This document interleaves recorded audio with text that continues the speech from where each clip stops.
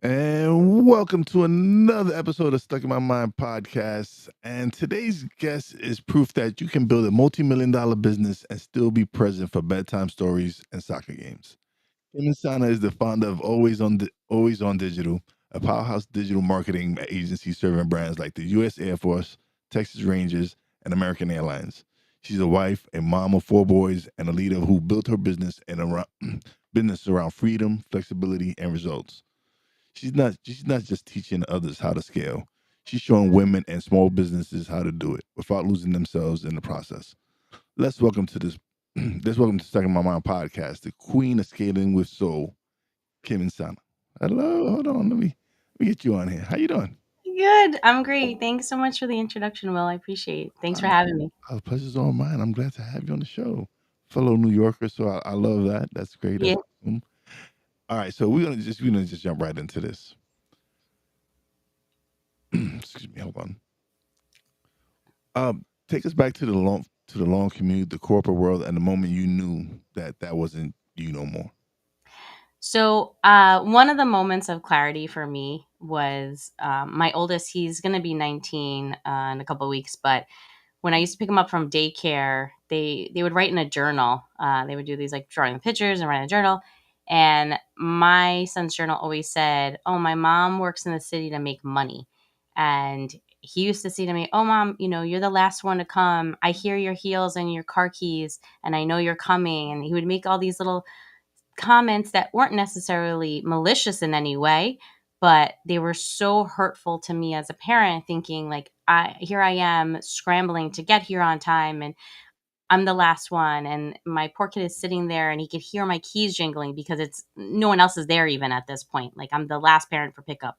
And everything is indicated that I have to work to make money, and I'm not here for him. And so I just started to, put in my mind, why would I even have kids if I really wasn't there for them? And work ended up being such a big part of my life and who I am. And that shouldn't be who I am. When someone asks me, who are you? It should be a mother first, or a parent, or I'm, Jake's mom or Dylan's mom. I should not be, oh, I work at this company or I sell advertising. That shouldn't be who I am as a person. And when that started to take over, I thought, this is probably not right. This doesn't feel right. I need to make a change. What was the biggest mental shift you had to make to go from an employee to becoming your own boss and entrepreneur? So I actually didn't go to business school and I didn't know what I was doing when I made the jump. So I had thought I could just get a handful of clients and I don't need as much as I had before because I'm running a smaller organization, and I can do this. And it took a little while to really understand some of the elements of starting a business mentally. And I always ran a sales team and I was involved in revenue numbers and things like that. But what I didn't know was, the other logistics of the business. So there was an extreme mental shift that happened from, yes, I led a team and I understood revenue, but what I didn't understand were the logistics of insurance and the accounting aspects and the hiring and employee law. And so that was one of the critical things for me that I had to start changing mentally and understand this isn't just about me. This is something bigger. When you're an employee, you just worry about yourself getting your job done, obviously for the benefit of a team. But when you become, the owner, now you're looking out for other people, much like a parent would. And you got to protect all your children, or employees as if they were children. So how did your family influence the way you structured Always On from day one? So, my kids, I really focused on their schedules first. I found that when I was working in corporate, I would come home, get the kids dinner, help them with their homework or whatever. And then I'd go back to working when they went to sleep. And so I would work around their schedule anyway. I was just killing myself doing it for somebody else. And when I switched over to doing it for myself, I kind of kept a similar schedule, and we were clear and upfront to our clients from the beginning that this was going to be something where maybe you didn't have calls with us from 3 to 5 p.m., but we were accessible nights and weekends as well. And, funny enough, when you start to deal with people that are in similar situations, they're happy to do a call at 9 o'clock. It's not they're saying, you know what? That's a good time for me because I've got everything else done. I would rather talk to you at 9 p.m. at night and do a conference call than do it during the day when I'm trying to struggle to get home for daycare or whatever. So, it was a welcome change for some folks for sure. Yeah, absolutely. Because again, you know from experience being a mom that works, and Mm, so you have to rush to come get the kids and all that. So yeah. so for some people, that those hours are beneficial. It benefits them to maybe have a later call. So that gives you an advantage because some people might not want to do those late night calls or whatever it is. Yeah, especially, many of us as the fall comes, kids start getting sick and there's sick days or, the summer's a disaster as it is with camps. And for some reason, camps don't go to the end of summer and there's an expectation to take a couple extra weeks off from work somewhere. Like society doesn't set us up for success at all as parents, honestly. But, we're struggling. We're trying to make it work. So, what advice would you give to women who feel like they have to choose between career and kids? I always say, try to create somewhat of what you're looking for. So it's not all or nothing. We may have ideals of what we want it to be and what we want it to look like, but maybe there's something in between, point A and point B that allows you to have some flexibility and an opportunity to kind of breathe a little bit better. And maybe that's a day home. After COVID, there was a lot of work from home. We started this before COVID, but after COVID, there were some exceptions. I know that there's people going back to return to office, but maybe you can maintain a hybrid environment. Maybe it's a timing thing or hours.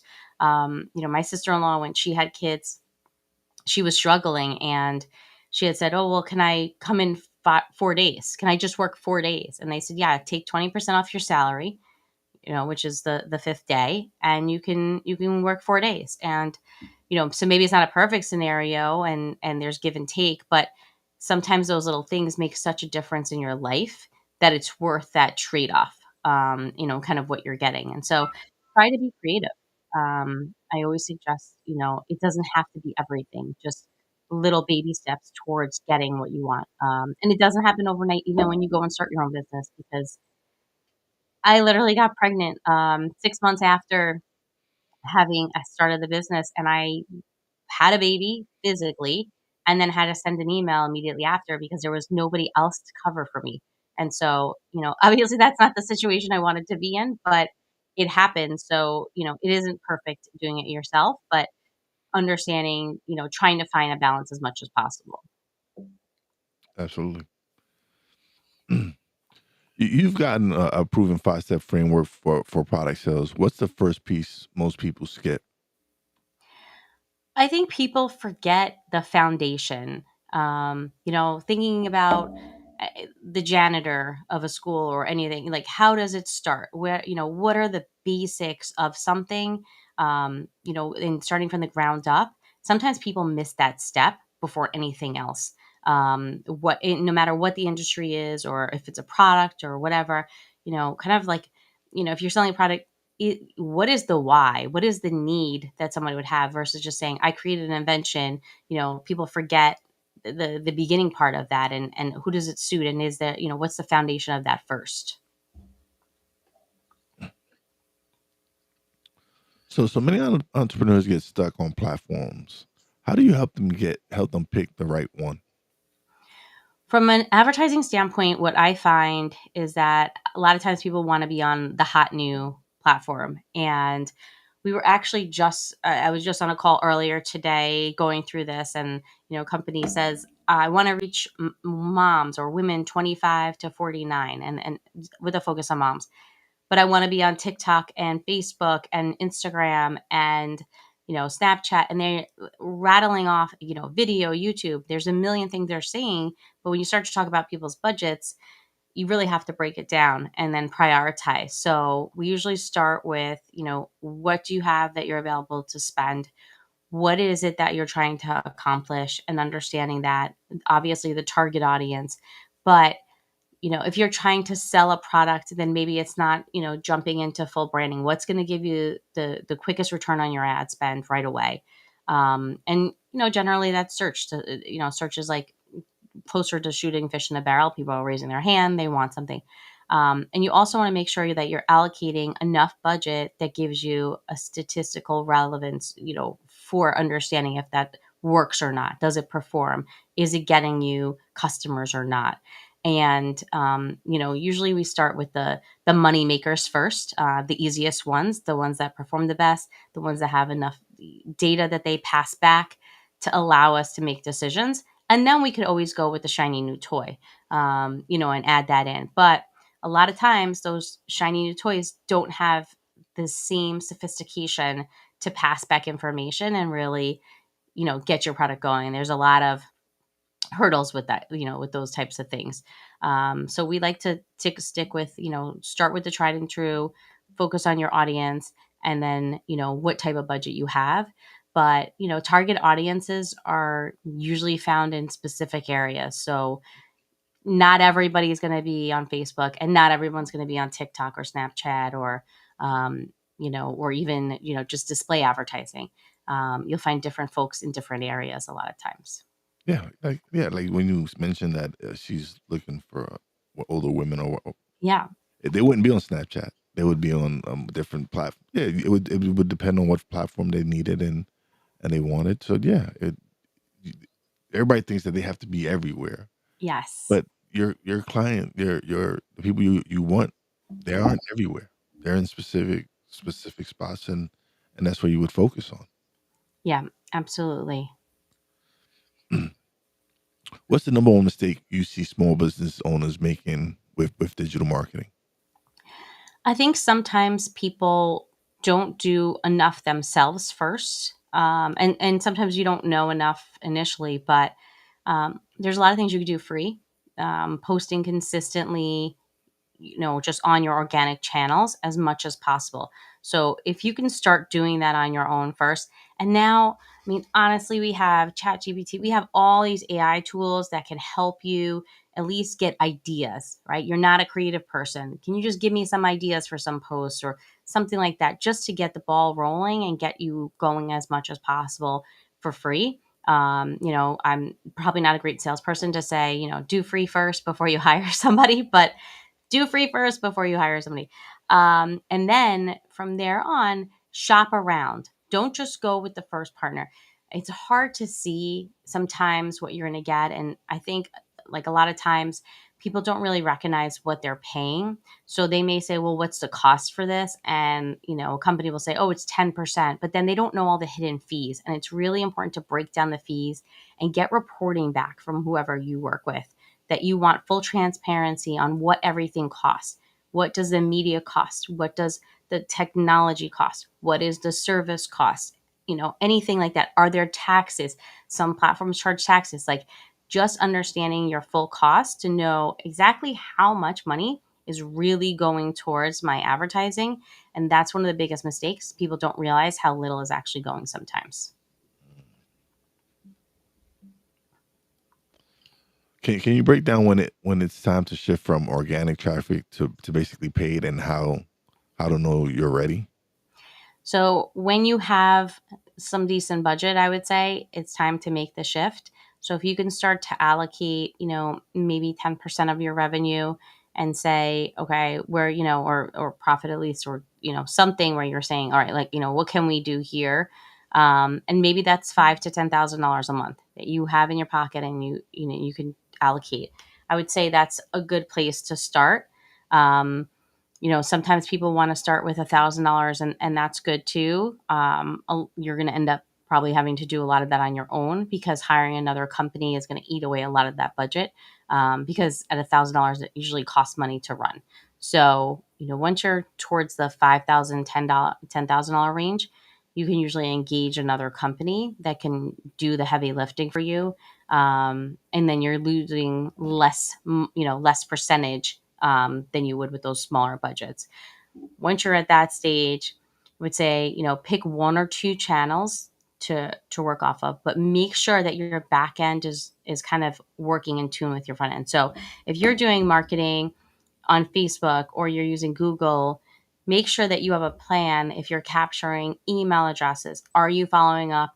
What's your customer retention strategy in order to get those people to either be return customers or get them as customers. So once people come to your site and they're dropping their email address or whatever information you're collecting, make sure you develop a relationship with them, because that's the other part. It's not just getting them to your door. You have to build a relationship with them and customer service is king.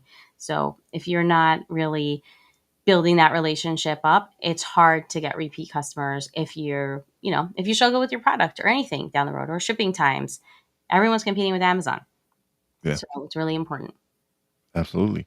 And for when you're talking about, a lot of people don't know what to do with email lists. They don't really know how to really properly use them. That's something that I've had to learn as a podcaster.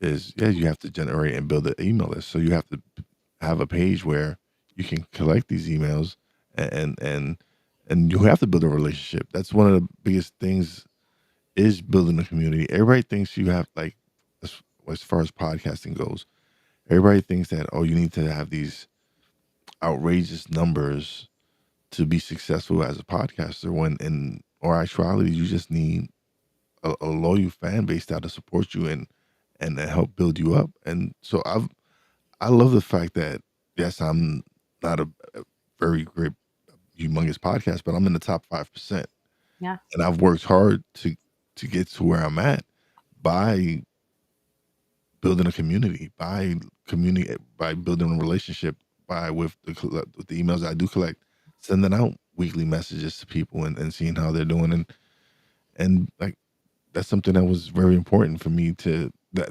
it took me for me to learn, for me Mhm. to actually start implementing these things. Yeah, absolutely. And you know what? It's better to have a loyal fan base that's smaller than to have, fly by night fan base that's larger. So we're not this huge corporation. We like to stay within our means and be able to have a quality product. And I always think of, it's like a bakery. Like if they want to go mass production, does the quality change? So you want to be at a point where you can provide the same quality at scale, and the scale is really whatever makes you happy. It doesn't, there's no real race here. There's no trophies at the end. We all end up dying, and there's the winner is what your peace and your happiness is within yourself and your people around you. You've built a team of powerhouse moms. What does that bring to your company that most agencies miss? Loyalty. So we have folks that have been here since day one. We have people that say this is the best job they've ever had. And when we're in an industry with extreme turnover and layoffs and things like that, and I see those Instagrams where people are just ripping their organizations apart, mocking them for bringing in a ping pong table to think that it creates culture and all of that. Um, what we strive to do is just create a team that wants to be here and loves being here, because it shows in their work. We are providing them an opportunity to have peace in their lives. And then it's just a cycle. It's just, it's in and out of happy employees is great work. And then it's not rocket science, really. Just do the right thing by them, for the most part, is usually all it takes. And so I think that ability to create loyalty has really helped us, and it's helped us gain and keep clients, because we can tout our experience and how long people have been here in the industry that we're in. There's extreme turnover. People last a year, 14 months at a job. I could say we have people here 9 years, 8 years, 5 years. Like, those are strong numbers, for a for a company like ours. Yeah, absolutely. Your mantra is about balance. How do you personally stay grounded while running a multi-million-dollar company? Some days look good and some days don't. For sure. I mean, it's not all pretty. It's kind of like how we dress for these Zooms, right? It's all good on top, and then we're wearing sweatpants on the bottom. It's all how I make it look. It's just you have to. I think you have to laugh at yourself sometimes and just say, okay, like today is gonna just be this way, and I'm gonna get the important stuff done because it's heavier with the kids or school or whatever. And then other days, my kids know, like, hey, listen, we're gonna be homeless if I don't work, so you guys have to chill out, figure out how to do something on your own for a little bit, or understand, this is not a day that you're calling me because you forgot something or you need a ride or you want to ask a question about going to someone's house after school. Like, that's not happening today. So they kind of know. I mean, I have a kid home. I have a couple of kids home today. I told them not to knock on the door. 10 seconds before we got on, I heard the door banging and I'm like, no. Like, so it's not perfect at all, but I think we all try to have our boundaries, and mine's a locked door. But we just they know. But our clients also are in similar boats. Once you have an honest relationship with people, they tend to share that, oh yeah, you know what, it's the same thing for me, or my kids are in the car, while we're on a conference call, or their kids are on a call. And so, I think that honesty and transparency definitely helps, with maintaining some sense of balance, but I don't think anyone's got it perfectly figured out. Oh no, one funniest moments I've ever had on the show was I was recording an episode and live, and Yeah. my grandson was living with us at the time, and he was like 2 years old, and he crawls under my desk and he sees the lights under my desk, Yeah. and he hits the button and he cuts off all the power to everything on the screen, everything. The computer went up, everything. And I look down, and he looks up with these big eyes, and I can't get upset. No. I just look at him and I laugh, and I'm like, all right, but yeah, I have to lock my door. Yeah. but Yeah. he looks at me, hey, pop pop. I'm like, I can't do nothing. I gotta laugh and enjoy it. And it was great because the guest was a fellow podcaster. So Yeah. they know about technical difficulties, and they kept the show going. And when I got back, I told them, we laughed on the air, and it was just a great experience to be able to have that moment with my grandson. And he's looking up like, yeah, like, yeah, hi pop up, I can't. And you can't get upset. You gotta just laugh at it. Yeah, no, you do. And then it's a great story and memory that you have with him as he gets older, Mhm. to tell them, because they somehow become part of and ingrained in what you're doing. Yeah. And, I find that with my kids too. Sometimes we'll be on a call and they hear what's going on. And at dinner, like 2 nights later, they're like, so what happened with that thing? Like, did you get that deal, or what happened with that person? Like, they're part of it and involved. Sometimes nosy Parkers with things, like, or how much money did you make off that sale? Like, how big was that deal? And I'm like, well, don't worry about that part. But, they're funny because they become part of it. And then I think that that's where all the respect comes in too. Where, it's, we're in a different society than, children should be seen and not heard. And never, I respect people's different parenting decisions, but ours, we share a lot. And so by sharing, I feel like they know better to step back when they shouldn't be involved, or whatnot. But they do. They love to give their opinions. They're all going to take over the world. They know everything. So Yeah. So we are live. So we have a first time someone turning in for the first time. Desiree of Sunshine. Hey, thank you for coming through. She goes, thank you, Kim, for your insight and honesty. You are incredible. oh, thank you. And That's then a locked door becomes our best friend sometimes. Absolutely. for sure. Absolutely. All right.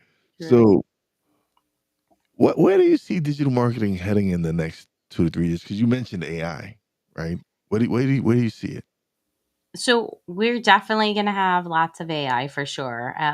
It's all you hear. I feel like it's almost like the new drinking game. Like, every conversation you're part of, someone saying AI, their technology is AI, they use, AI. But I honestly think there's going to be a swing back towards human, because AI, is not perfect. Humans aren't perfect either, but you need a combination. You can't just trust technology Yeah. to make, anything, whether it be for marketing and creating your ad and what your voice is. It's going to make mistakes. People don't like ads that are photoshopped completely, that don't look real. And, people like real people and seeing themselves within. And right now we're in the whole American Eagle uproar, with Sydney Sweeney. Like, just you can see by the reactions, people don't always want perfect. They don't want things a certain way. They you have to be able to adjust. So I think the human element is really important.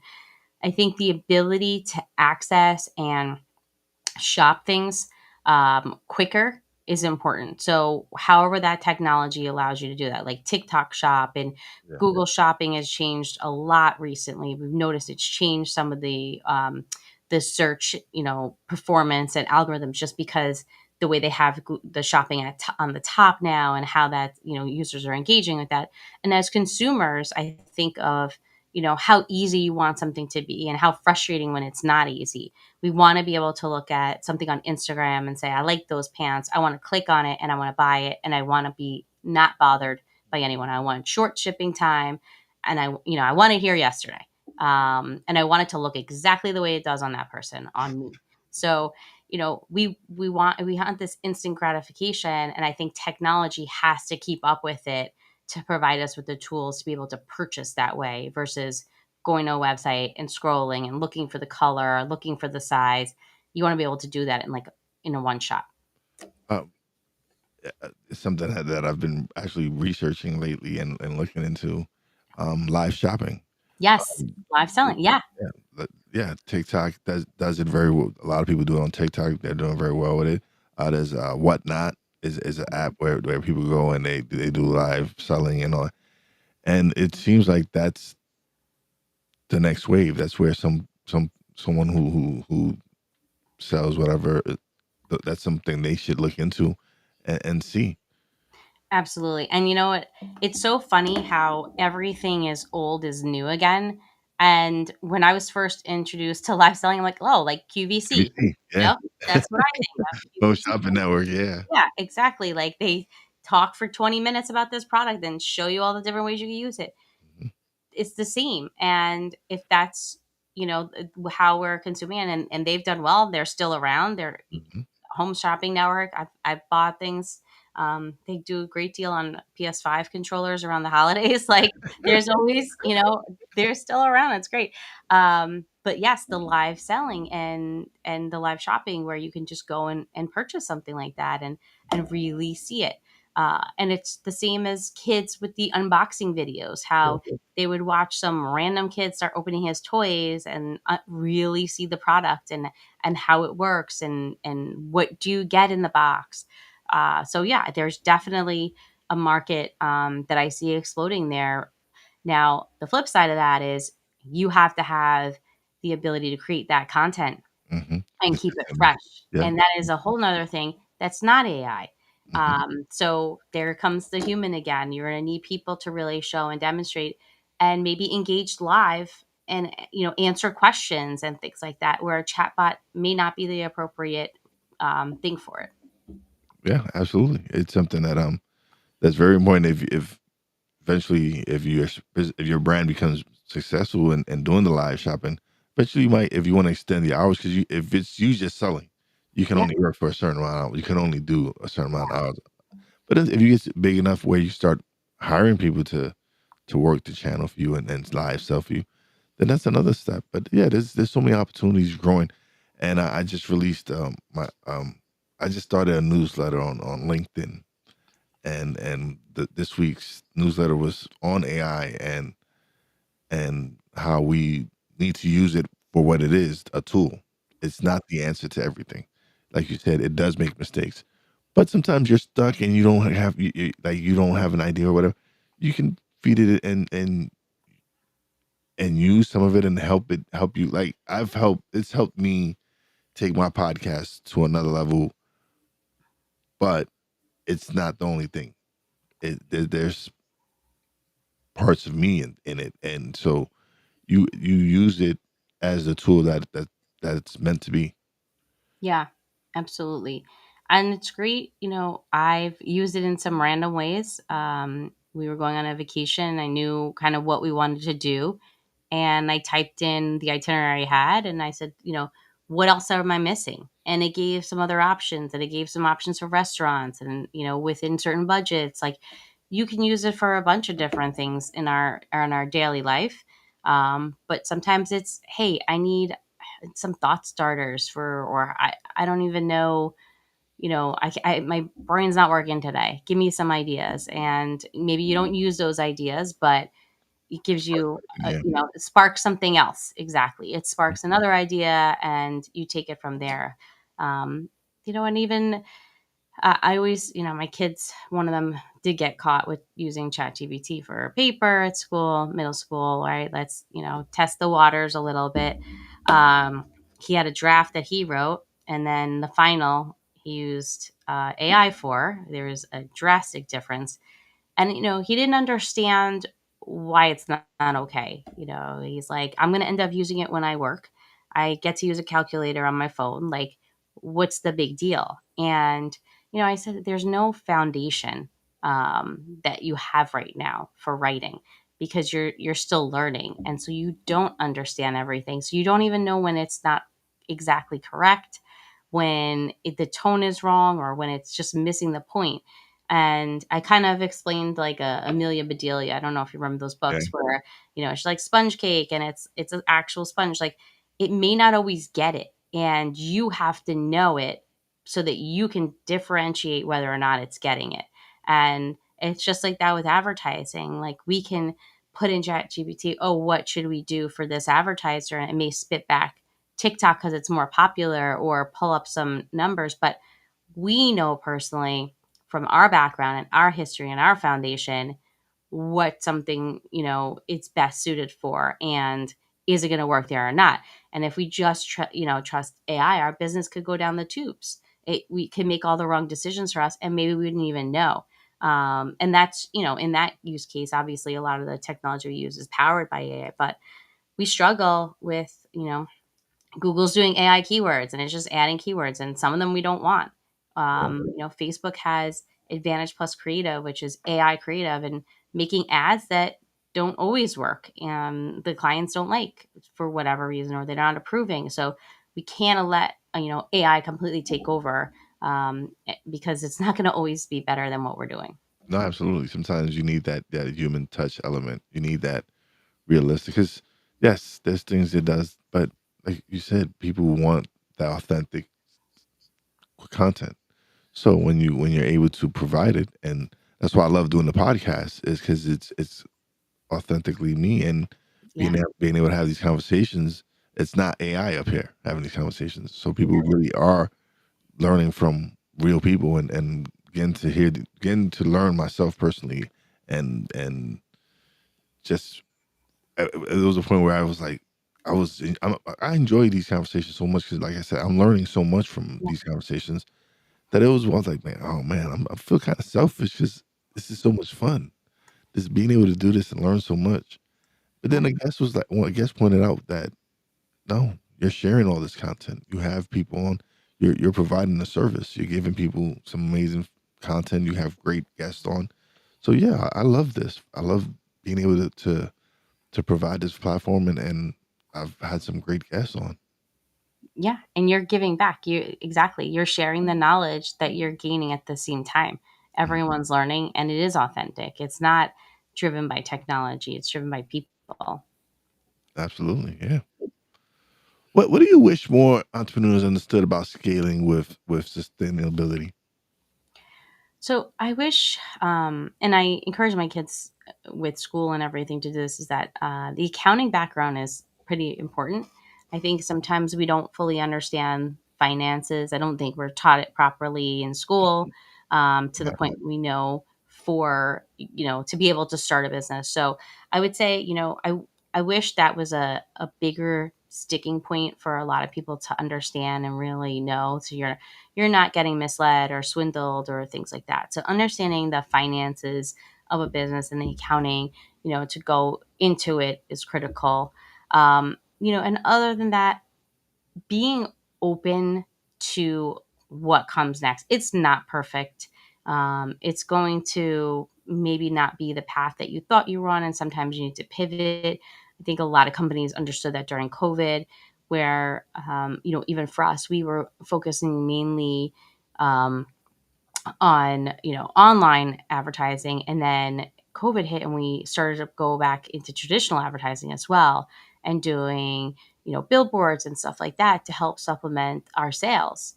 And that pivot, being able to do things quickly and really just say like, okay, and like kind of an example I always think about is like watch Shark Tank, and I see these folks and they're like, but it's my business, and they're not thinking bigger picture sometimes, and they don't want to give a percentage, but like, 100% of zero is zero. Yeah. But, could you get 10% of millions? Isn't that bigger? Isn't that better?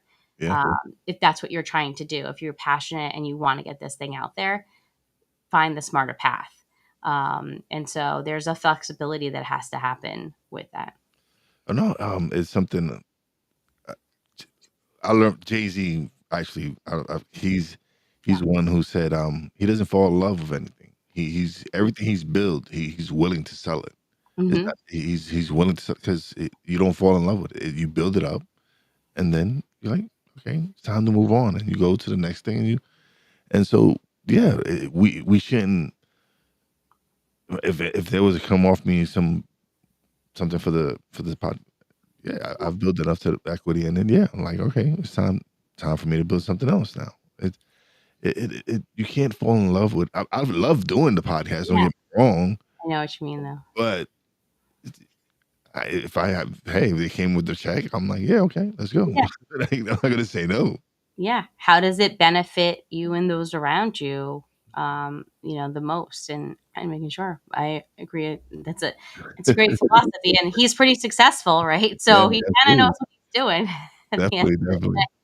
So what's next for Always On? And are you expanding, branching into new services, or maybe writing a book or something? Um, so I think if I ever wrote a book, I'd probably write a children's book. More because, or just maybe, I don't know, stories of where people put their socks in my house, something like that. Because it's, um, I feel like there's a lot out there, and sometimes we have imposter syndrome and we think, what could I say that someone hasn't said already? But what's next for us is we're trying to have this as a growth year.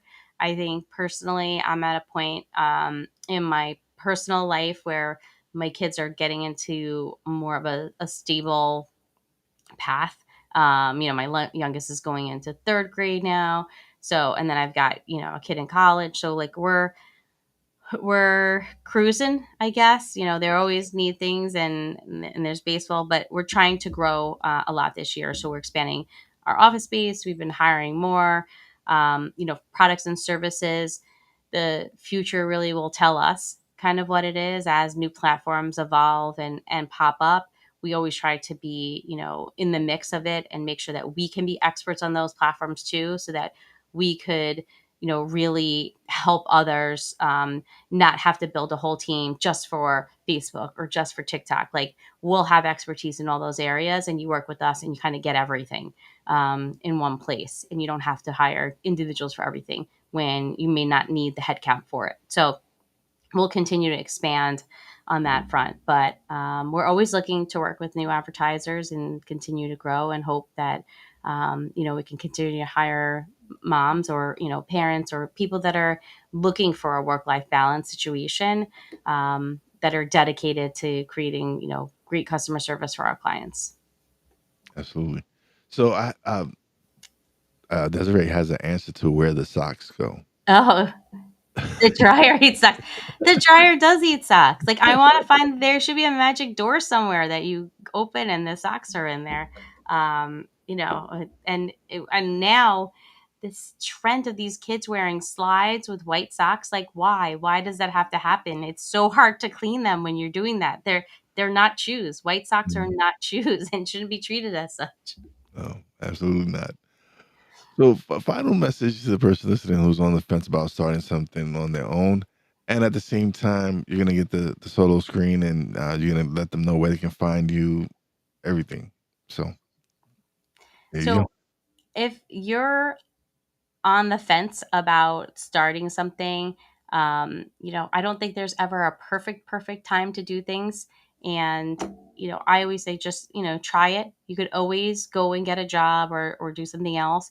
You could always dip your toe into it and see how it goes. If it's something that maybe you could do as a hybrid or a part-time, I say go for it. It is a risk. It's not for everyone, but if you're passionate about making it work and putting the work in, absolutely do it. So I'm on LinkedIn. You can find me on LinkedIn, Kym Insana, KymInsana. And our website is getalwayson.com. And you can reach out to us through the contact us form. Awesome, awesome. Thank you so much, Kim, for being a guest. I greatly appreciate you stopping by and spending this time with us. Thank you so much, Will. It was great. Oh, the pleasure's all mine. Pleasure's all mine. But don't leave just yet. Let me close out the show, and we'll chat a little bit off the air. But once again, thank you so much. This was wonderful having you on as a guest. Thank you. All right, everybody. Another great episode is in the can. If you've been waiting for a sign to build a business that fits your life, this is it. Follow Kym Insana and check out Always on Digital to see how smart, flexible marketing can actually scale your business and your freedom. If this episode sparked an idea, share it with a fellow mom, entrepreneur, or creative who's been stuck, because balance and success aren't opposites; they're a blueprint. And as always, stay driven, stay grounded, and stay wise. Peace out.